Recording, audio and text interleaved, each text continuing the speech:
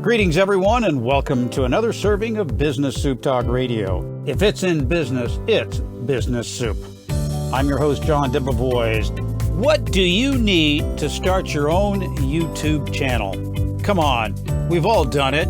We go to YouTube to watch some cute kiddie movies, and then suddenly we're watching plane crashes in the Ukraine.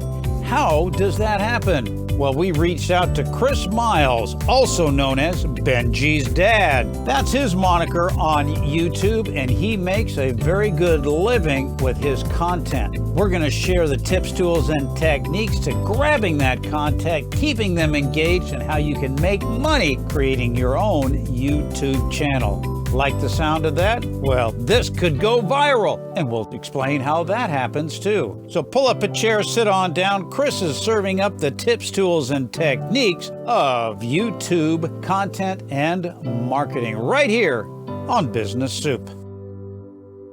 Chris, welcome to this serving of Business Soup. Hey, John, how you doing? Thanks so much for having me on. This is going to be fun. This is a pleasure. You do video production, and I love the title that you have is that you don't need a job, you need an income.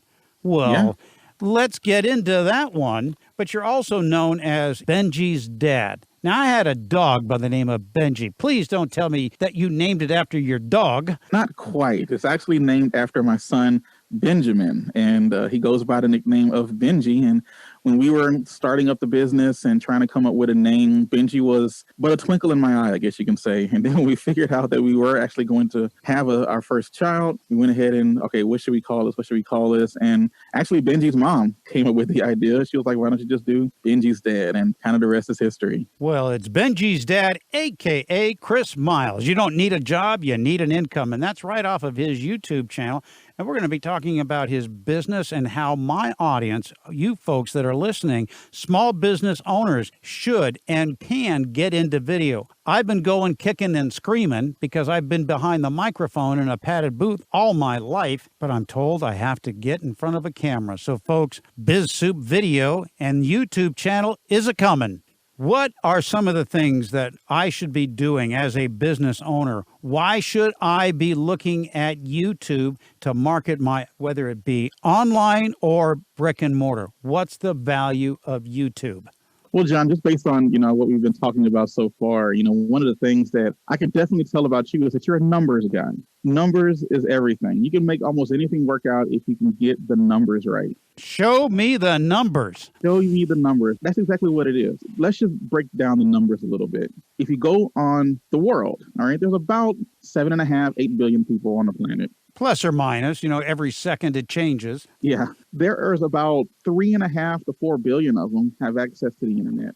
So half the world's population have access to a computer, a tablet, something, a smartphone to get them onto the internet. Now let's break that down a little bit more. Now Google is the largest search engine on the planet, bar none, not even close. And when you think about trying to earn an income off of that, you only need a small percentage of people in order to earn even a six-figure income. There's a guy named Kevin Kelly. He has a saying where it's the 1,000 true fans theory.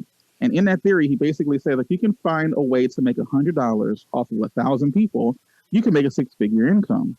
So you think about the 2 billion people that are on the internet that are asking so many different questions, so many different, trying to refine responses to what they want to know right then and there. You can create content, especially video content, and then answer their questions, get them somehow onto an email list or a way that you can continue to contact them afterwards, and then you can start making an income from it. When you look at the numbers, 1,000 people, and you only have to pick from 2 to 4 billion people, that's not that difficult to do. So you just have to jump into it full force. Well, there are so many videos out there, and everybody falls victim to it. You go there for a specific subject, and then suddenly you're watching a baby giraffe being nursed by somebody with a bottle, and you're going, how did I end up on that video?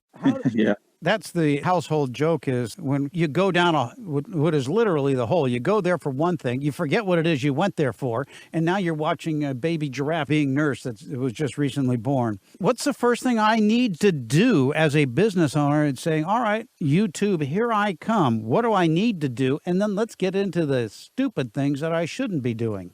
Yeah. Yeah, you definitely can fall into the what I call the YouTube rabbit hole, where you just fall asleep watching a YouTube video, watching one thing, and then you wake up and it's something completely different than what you're expecting.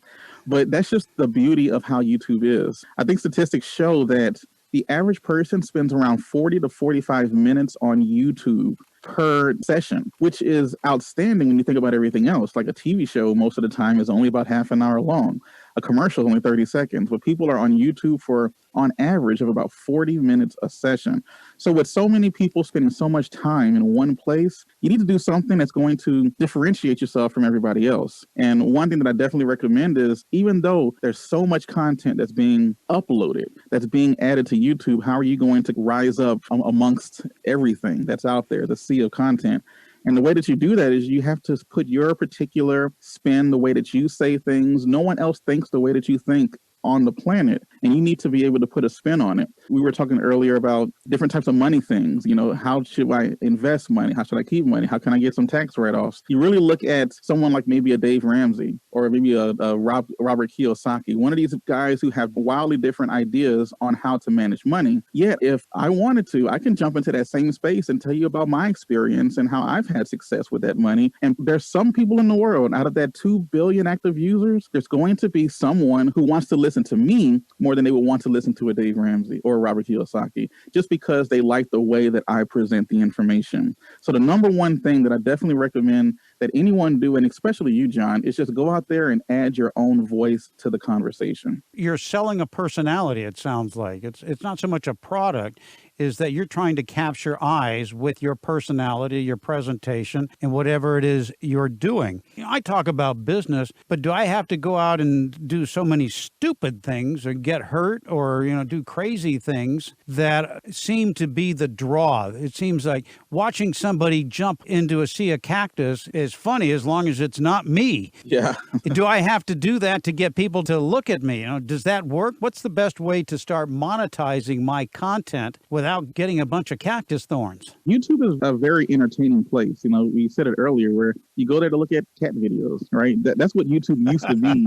Yes. It used to be a long time ago. And to a certain extent, that still is what it is. But because of the number of eyeballs that are there, you do need to kind of add yourself to whatever conversation that you like. So the number one thing that I recommend you do is niche down or niche down, depending on where you are in the world. And what I mean by that is find one particular topic that you like and enjoy and just talk about it and it only. If you talk about everything else, you're going to end up talking to nobody. I believe Meredith Hill had that quote: if you try to talk to everybody, you end up talking to nobody. So in your particular space with personal finance and business and things of that nature, just talk about that. Talk about money. That's what your audience wants to listen to. And then once you find that space that you like and enjoy, you're now creating content on stuff that you already like to talk about. You're having conversations in the comments section with people asking you things that you love to talk about anyway, which then can help prevent burnout later on.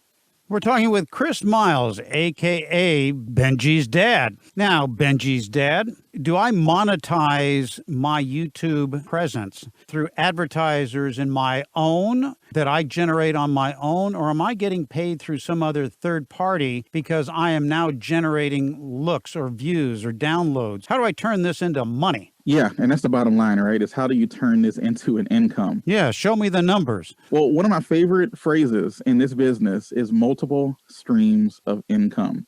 When it comes to your YouTube channel, or this even expands beyond that, if you have a blog, if you have a podcast, whatever it happens to be, but more specifically with a YouTube channel, because it's so hot right now, there's multiple ways in which you can earn an income from it. Some ways are going to earn you an income a little faster than others. Some take a little bit more time for you to build up the viewership so that you can start earning an income from there as well.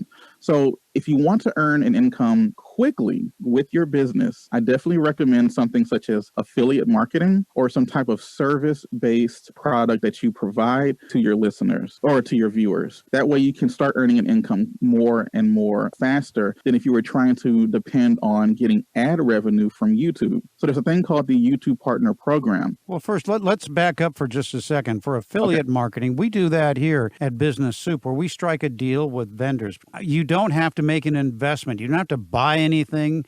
And typically you don't even have to subscribe. It's an electronic signature that states that they got that contact through you, and therefore under their affiliate arrangement, you get paid it's typically a dollar amount from that transaction. So it's truly compounding, because if you get one and you get $1 from that, or 10,000 people, that's 10,000 $1 commission. So they're always more than that, at least my experiences. So that's what Chris is talking about, or AKA Benji's dad. We're talking about affiliate marketing as one of the ways in which to monetize your new YouTube channel. Take it away, Benji's dad.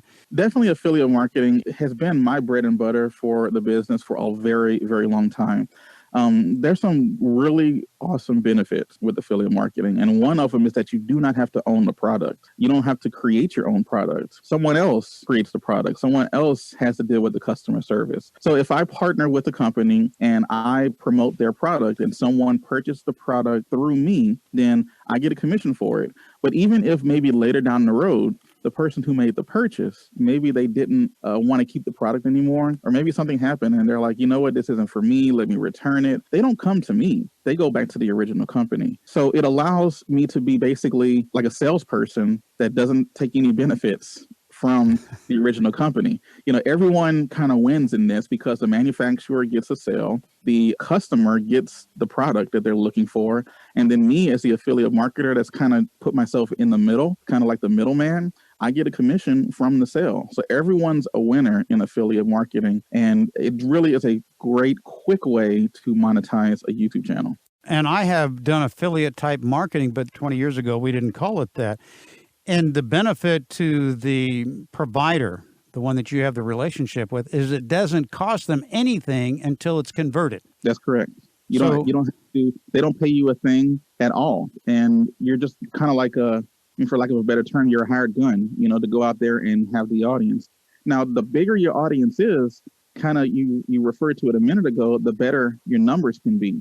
So even if I were promoting something that had a small commission to it, if I have a lot of people watching my videos, that $1 can multiply quite a bit. And then all of a sudden I have a decent income from it. And then look at it even more. If you can find an affiliate program that might pay you $100 a sale, $500 a sale, $1,000 a sale, you're starting to look at some pretty significant money that you can get from a product that you don't even own or have to worry about servicing after the sale has been made. And my last comment about the affiliate marketing is that you can start in at the basement value, such as that $1 example.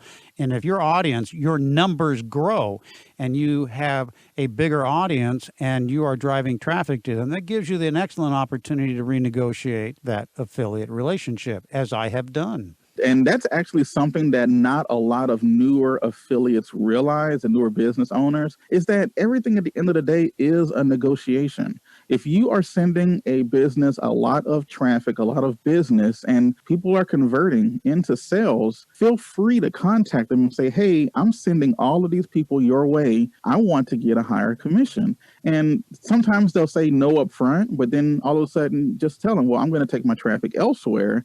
All of a sudden, they might start talking with you right there on the bargaining table. So when you have a YouTube channel and you start to get viewers, you start to get a good viewership, and you're sending sales to these businesses and to these companies, realize that you have a lot more power than you think that you do, because you're controlling that audience.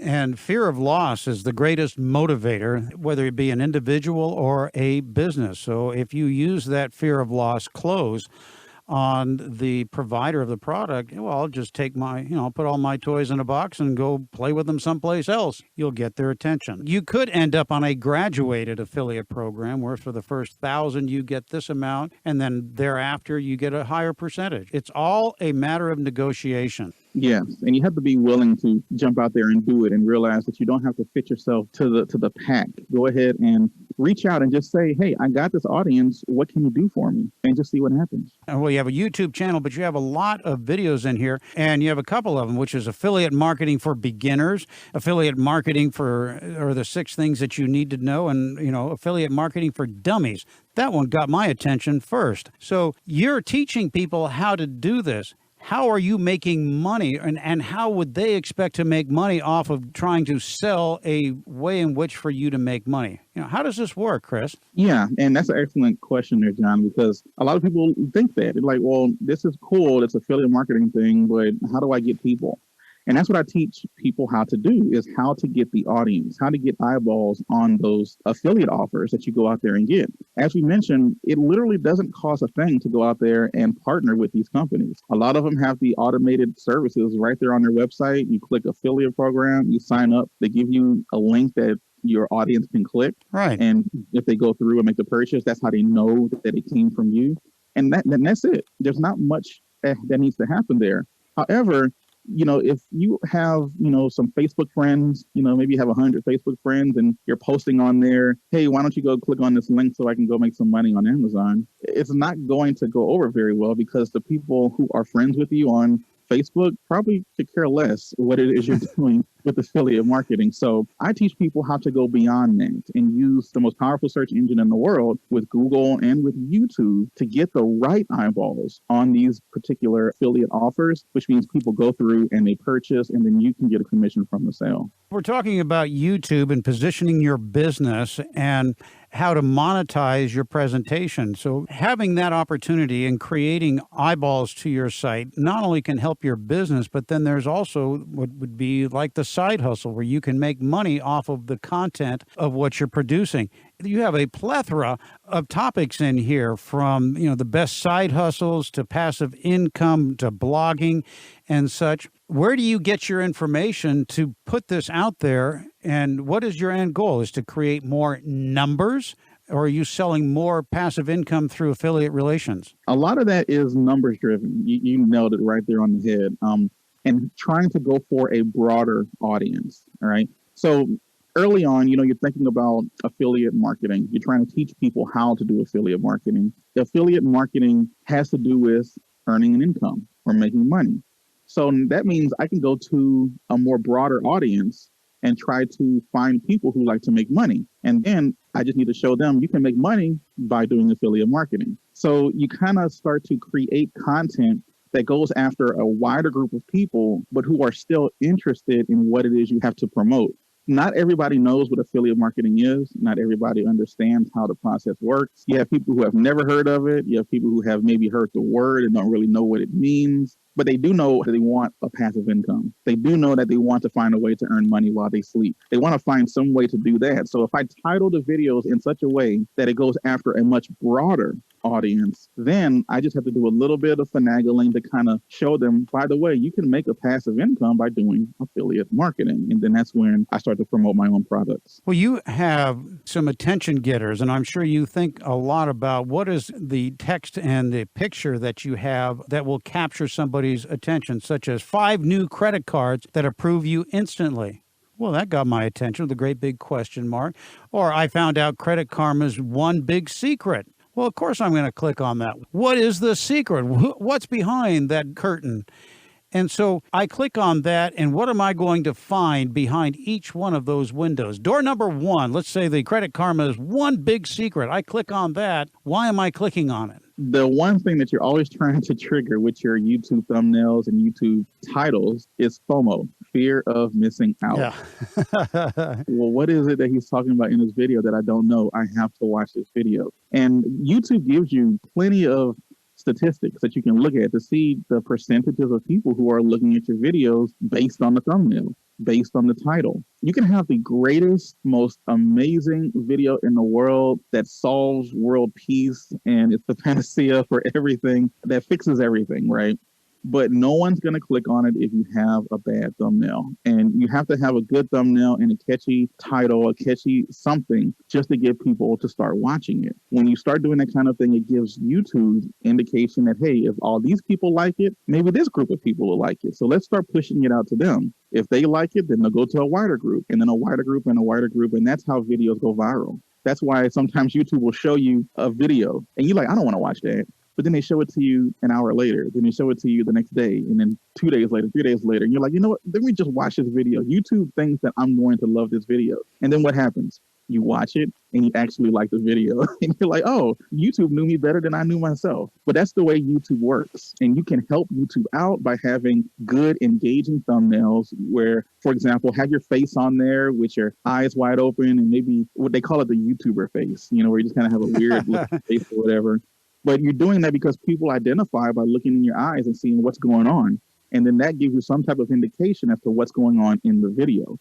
And that's what you have to do on YouTube. You do have to be a little clickbaity, which is kind of the word, where you're trying to get people to click by promising them the world. But I like to say you're not really being clickbaity if you can deliver in the video. And if I really believe what it is I'm saying in the video, then my title's not going to be clickbait. My thumbnail's not going to be clickbait because I'm going to deliver on the promise. In my world of broadcasting and recording, I have three things that I live by with everything that I've done in broadcasting and now podcasting, and that content is king, production is queen, and distribution is God. Yeah. And I tell everybody that you can have the best product in the world, but if you don't have distribution, no one's going to buy it because they won't know you exist. Let's go back to content. How do you create your content? How do you find it? Because I'm looking at your YouTube face, and you're going to have to do some lessons with me on how to get my eyes to look that good. So, we'll see what we can do. All right. You're working with a handicap here.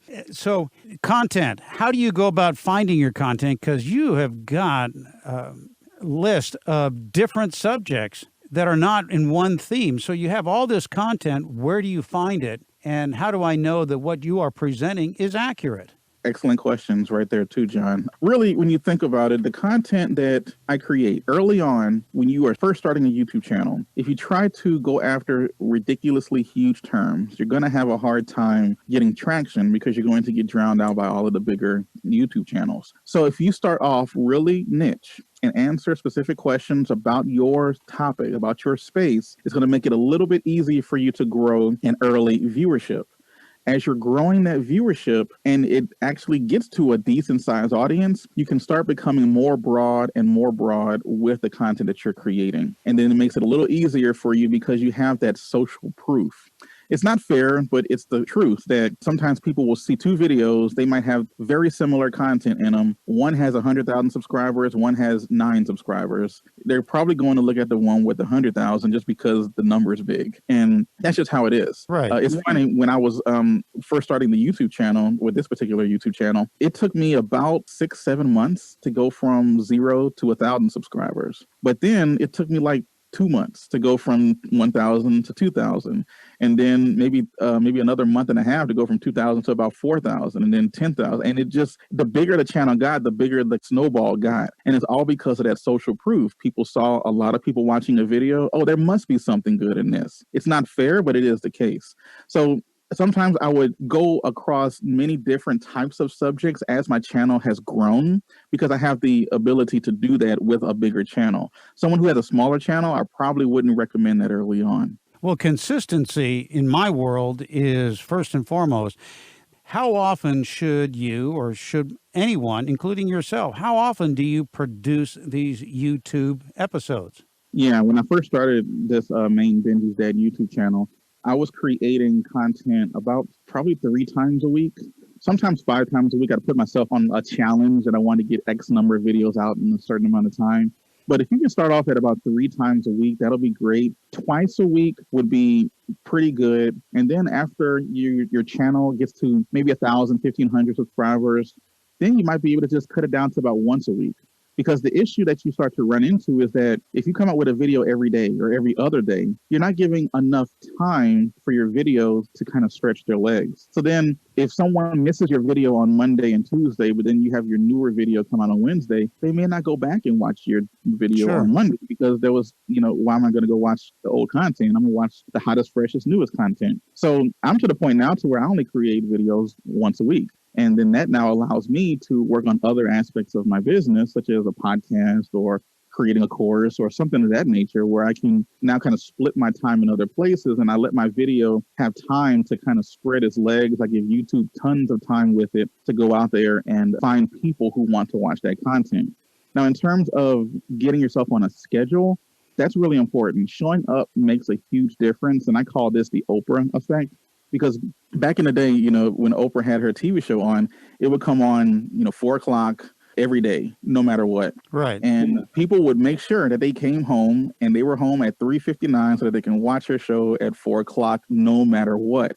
It got to the point to where people started to expect it. So if 4:01 comes on a random Wednesday and Oprah's not there, people are going to start looking for her. Is she okay? Where is she? Yada, yada, yada. The same difference is with your YouTube channel. You want to get people in the habit of seeing you at the same time of week, all the time. That way, when that time comes and you're not there, maybe they can start looking for you and figuring out what's going on. That really helps with your statistics with YouTube, because as soon as you drop that video, you have people in the habit of watching you. That gives positive signals to YouTube to let them know that this video might be good for a bigger audience. And then that's what helps your videos go viral. Chris, you mentioned the word that floats around, and I don't really know what it means to go viral. In 2 years, you've had almost 1 million views. What constitutes the term or the correct usage? Oh, that video went viral. What does that mean? So you have what's called like your immediate audience, and your immediate audience is going to be the people who watch your videos no matter what. You create a new video, you're going to have your groupies, the people who love to listen to you no matter what you have to say, no matter what you have to talk about. Think about the old, rock bands that would go around the United States. And you have people who would follow them all around, no matter what. They're wearing their T-shirts, they're wearing their hats. It doesn't matter. Wherever they are, whatever they create, they're going to be right there. That's right. Eagles rock. There you go. You're going to create that same thing with your YouTube channel. There's people who are going to listen to you and watch your videos literally the second that it jumps out, because that's all they're waiting for, is to see what you have to say next. All right. So you create a video and then that audience watches it. Let's just say that audience watches more than, on average, watches more than half your video, or watches 70, 75% of your video.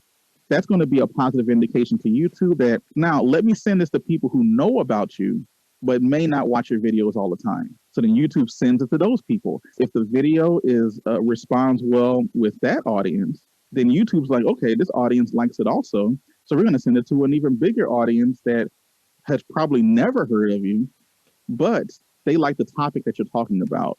Then they're going to show it to that audience. If that audience likes it, then they're going to go even broader and even broader. And you can see how it goes from this small seed of people to a huge, huge audience of people. Now, sometimes your video might get to that second level and then it kind of peters out, and people, maybe they didn't like the video, which might tell YouTube, okay, maybe this video isn't as good as we thought it was, so we're just going to stop it right here. So that's how your video goes viral. If it starts to appeal to a bigger and bigger mass of people, and YouTube finds that pocket of people who likes that content. And if that pocket is ever changing, so if someone's looking for a way to make money, that could be somebody who's 15, that could be somebody who's 25, it could be somebody who's 55. It doesn't matter. There's always going to be a group of people who are interested in that particular topic.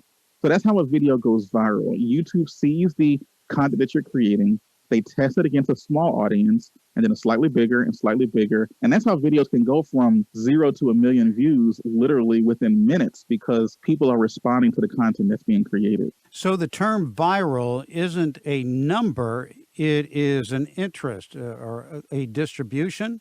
Not so much that you don't hit viral until you hit 100,000. That's correct. Yeah. Okay. So it's not like it's viral when it hits 100,000. Otherwise, it's just an infection.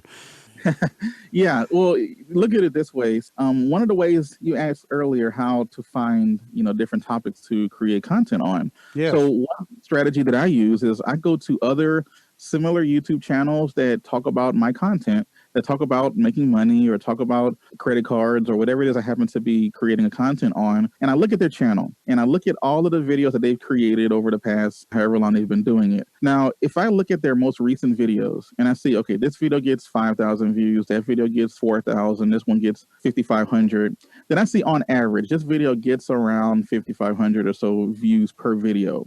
But then if I'm looking at their content and maybe a month and a half ago, they created a video and that one video has over 100,000 views, that tells me right there that that video went viral. It didn't hit 1 million views, but it still went viral because it got more than what the channel usually gets when they create content. So now that tells me as a content creator that that topic YouTube has found a good pocket of people for. And I can likely, not going to work all the time, but I can likely create content about that same topic. Sometimes I don't even watch the video in fear of getting influenced by it because I don't want to copy. I just want to take the topic and then add my own spin to it. Just kind of like when we talked about at the beginning of the show, is put my own little spin to it, what I think about the particular situation or whatever. I create content and I throw it out there. I see what happens. What I found is if I were to do that consistently, about every 2 out of 10 videos are going to pop and they're going to do really well. And that's one thing that's been really influential in my business is just finding those videos that YouTube has already indicated there's a group of people who want to hear about this. So just create the content for that. So no, viral doesn't mean your video has to go 10 million views. It doesn't mean that it has to go 5,000 views. Just pop a little bit more. And when I say pop, I mean get more views than you usually get. So I could look at, and you used Kawasaki's and other financial channels. I could look at theirs and say, you know what, they're talking about this particular subject about small business finance, and they had 1 million views, just to use that example. I go, well, you know what, I can talk about that too. Exactly. Interesting. Yeah, and don't feel, a lot of what you're throwing out there is testing.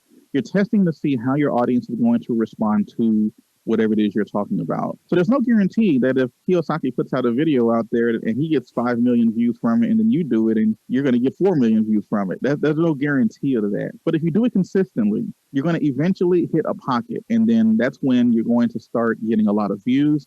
And the way that the algorithm with YouTube works is that when people find you, then they start to binge on you because they're like, oh, I really like this guy. What other content does he have? So sometimes I believe the saying is a rising tide raises all ships.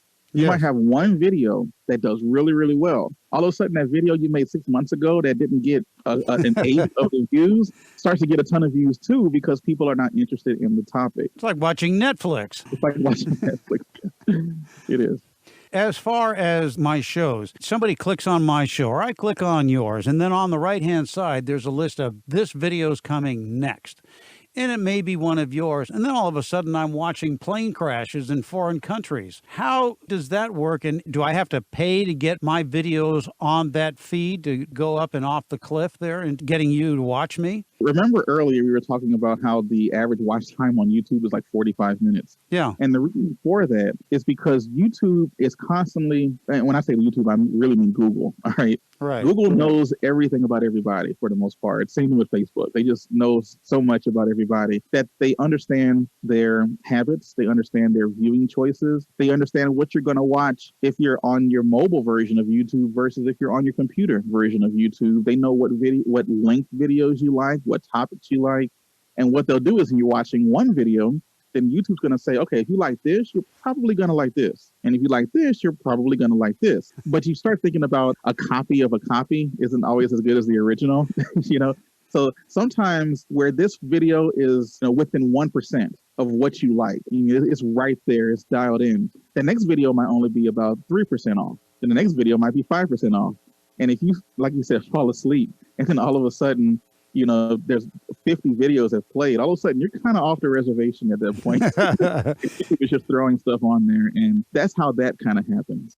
I can recall many years ago when my kids were still living with me on the channel, I go, where the heck did this come from? Now I understand that if my kids were watching on my computer a particular series of YouTubes, that's going to come up as an interest that I might have because they don't know the difference between kids and the adult in the house. Yeah, that's why it would be wise to have separate profiles, just like you do on Netflix, When I'm on Netflix, my son Benji, he has a kid's profile, basically, right? And it automatically takes out stuff that he doesn't need to be watching at 3 years old, right? So you have to, but the thing is, if I'm not paying attention and I'm scrolling through and I start watching something, it's going to think that I'm him and might start suggesting stuff that I would like, not necessarily what he would like. So the same difference with YouTube. If you are on YouTube, it would be wise to switch to your account. That way you're going to be presented with stuff that you like to watch.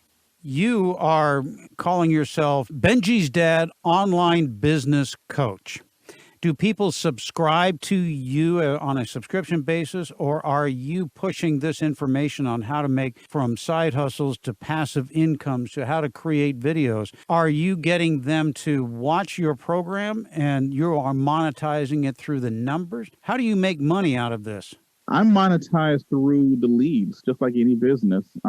Your business is only as strong as the flow of leads you have coming to it with new business. So if you look at the analytics of my channel, only about 20 to 30% of the viewers of my newest videos are my subscribers. Everyone else, the other 70% are non-subscribers because YouTube is pushing the video out to other people. So because of that, I can use that from a business mindset. And if you notice in most of my videos, I'm always providing good value for 10 to 15 minutes. But then somewhere in that video, I'm having a clear and decisive call to action to either go to my website so that I can capture their contact information, or maybe go to an affiliate product or something of that nature. As people are joining my email list, now I can market to them directly in their inboxes, in their email. And that's how I really start to scale the business, because now I can start getting repeat customers. You know, if someone stumbles onto my YouTube channel, they watch one video and they're gone, I might never see them again. You know, remember, there's 2 billion people out there per month. How am I going to find this person again? And you have no way to track them, but if you have that call to action from your YouTube channel, regardless of the content, and you put on a call to action, and they do go over to, they click on the subscribe, as everybody's always saying, click like, subscribe, and, and all of that. But if you can get them to respond to that call to action, which would take them to a landing page on your website. Correct. And here's where you can get Benji's Dad Guide to Creating Your Own YouTube ebook or something like that, giving you that opportunity. And so there's that call to action that you're giving away something, and the cost of entry is typically, what is your name? It could be only first name. It could be just your first name and email. It's capturing that email, which is the golden goose.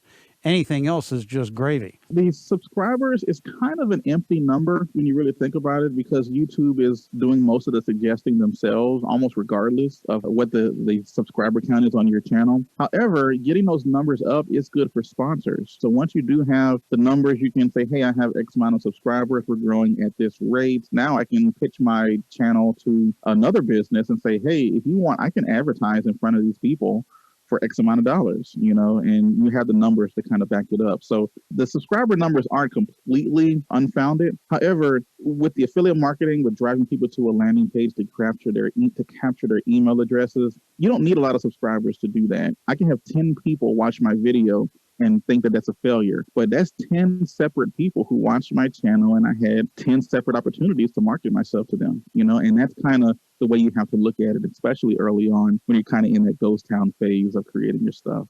Well, certainly much better than pre-internet, where it was one-on-one, walking down the street, knocking on the doors, walking in, cold calling. It's a much better method of presentation and sales. You're dealing in, once again, the numbers. Yeah, you look at a billboard, how many droves of people pass by a billboard and none of them are interested. You pass by a dentist billboard, you might have 1 million people in a day on the highway pass by it, but only a small percentage of them actually even care about what's even up there. It's totally different online. I can create content that talks to a specific group of people, and then people find me. And then that's really where the difference is. People are finding my content in this discovery marketing type of strategy. Let's say that in my particular business, the business of business, that somebody wants to sponsor or advertise on the front end of my video. They're going to pay me to produce this video on a subject matter that is related to their business. Is that permissible through YouTube? Can I say this is brought to you by ABC Entity Corporation? Is that done? Yes, and that's another one of those multiple streams of income that you can get. Sponsorships are a really good way to get consistent income as well, because you can put people on monthly plans, put businesses, I should say, on monthly plans. The only caveat there is that there's two caveats. The first one is you want to make sure that you are aligned with that business. There's a lot of times where I've seen YouTube channels just basically exploit their subscribers and say, hey, I got this group of people who are interested about that. I don't care what your product is. I don't care how good it is. I don't care. Is it going to get me a good commission? Is it going to give me good numbers from you guys? You don't want to just sell out your audience to that. You need to have some type of integrity.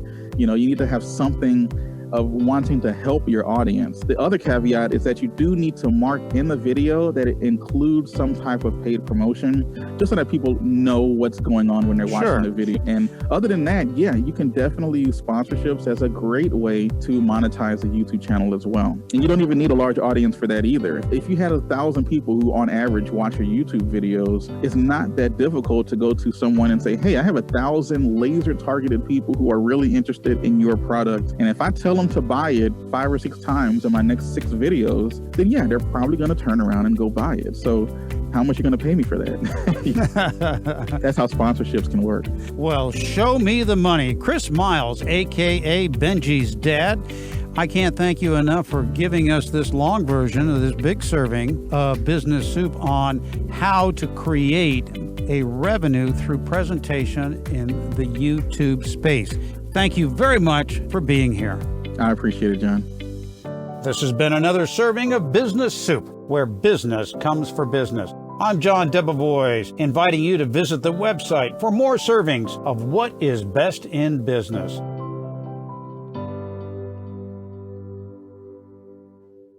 This show has been produced by Market Domination, LLC. To discover how you can have your own show completely done for you and turn it into a real published book and become the authority in your marketplace, go to www.marketdomination.com.